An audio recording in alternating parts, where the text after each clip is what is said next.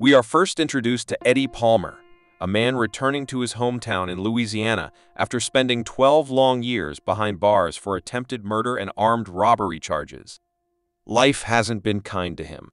He was once a celebrated high school quarterback star with a promising future, having earned a coveted football scholarship to college. However, during one of the games, he got so severely injured that it ended his football career, along with his time at the college.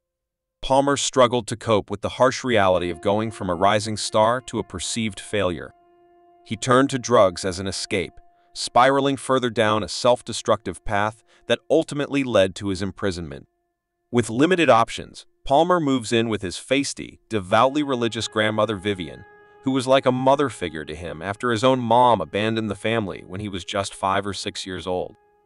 Living with his grandmother is far from an ideal fresh start, but it's the only real opportunity Palmer has to try and get his life back on track after his lengthy incarceration. While not perfect, it provides him with a roof over his head and familial support when he needs it most. Back in his hometown, Palmer is intrigued by the family living in a trailer just steps away from his grandmother's house. The trailer is occupied by Shelley, a woman battling drug addiction, and her 8-year-old son, Sam. Shelley frequently abandons the young boy for weeks at a time, leaving Vivian with little choice but to assume the role of guardian for Sam during these extended periods. Shelley's disappearances often involve her running off with her abusive boyfriend Jerry, who is going to be gone for a couple of days. As Palmer observes this dysfunctional situation unfold, his grandmother warns him to stay away from Shelley, describing her as nothing but trouble. Vivian explains that she only allows Shelley to live in the neighboring trailer out of fondness and love for Shelley's little boy, Sam. On his first night back, Palmer goes out drinking and reunites with his old friends at his former hangout spot, including his buddy Cole, who now works as a sheriff's deputy. At the bar, he catches the eye of the troubled Shelley, who brings Palmer back to her trailer for a one-night stand. A couple of days later, Shelley's abusive boyfriend Jerry returns, prompting her to abruptly take off with him in his truck, abandoning her son Sam once again. A concerned Vivian informs Palmer that Shelley has predictably taken off again, meaning Sam will be staying with them temporarily. She tells Palmer he'll have to sleep on the couch, since Sam usually gets his bed when his mother leaves. But the kind-hearted boy insists the couch is fine, since that's where he typically sleeps back at the trailer anyway. As they start living under the same roof, Palmer learns that young Sam has a penchant for playing with dolls and putting on lipstick, interests typically associated with girls. Sam is also an avid fan of the cartoon called Penelope the Flying Princess. When Palmer suggests that boys shouldn't play with dolls, Sam confidently responds, "I'm a boy, and I do." As days turn into weeks without Shelley's return, concern grows. Sam's mother has never been away for this long before, leaving uncertainty about her well-being and whether she'll even come back. After struggling to get on his feet, since no one wants to hire an ex-convict, Palmer finally manages to get his life somewhat back on track by landing a job as a janitor at Sam's elementary school. Things seem to be gradually improving for him. However, one morning Palmer wakes up to a devastating sight, as he is the first to confirm that his beloved grandmother Vivian has passed away peacefully in her sleep. A funeral is held, but Shelley is still nowhere to be found, having abandoned Sam yet again.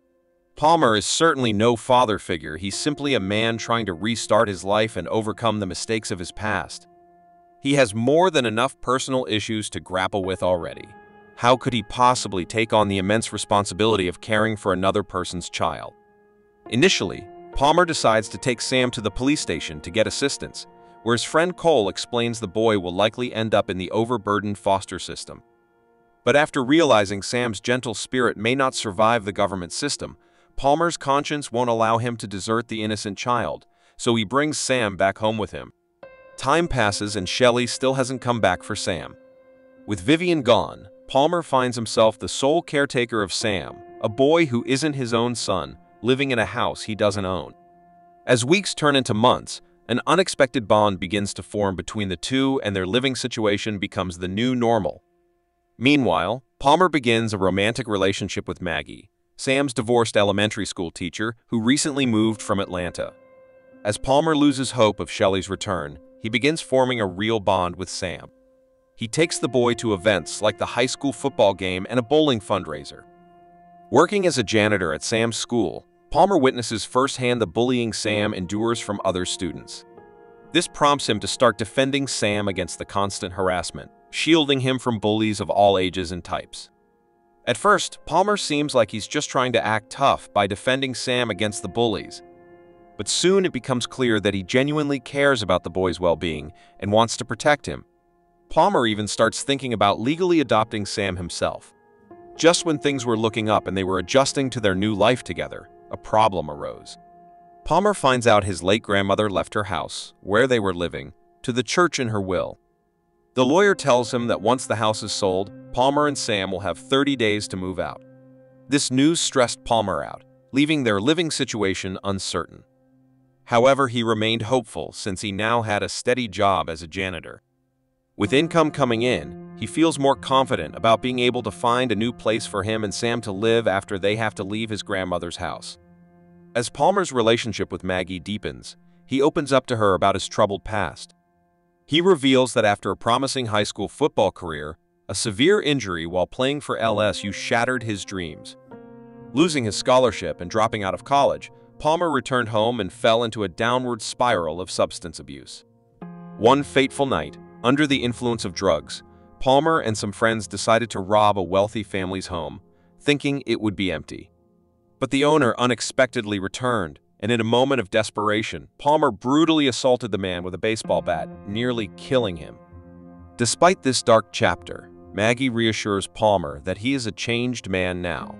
She highlights how his caring actions towards Sam and the positive impact he's had on the boy's life prove he has left his criminal past behind and become a good person. She tells him not to define himself by who he used to be, but by the person he's become. One afternoon, Sam returns home from a friend's house in tears, with garish makeup smeared across his face.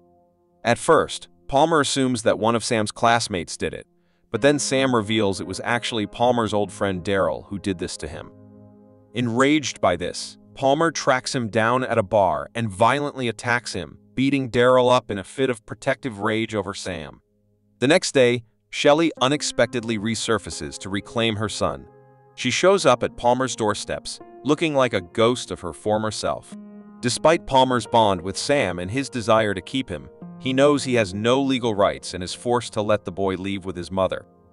As heartbreaking as it is, Palmer understands Shelley as Sam's parent. However, it isn't long before Palmer comes home one day to find police officers leaving and Shelley in tears.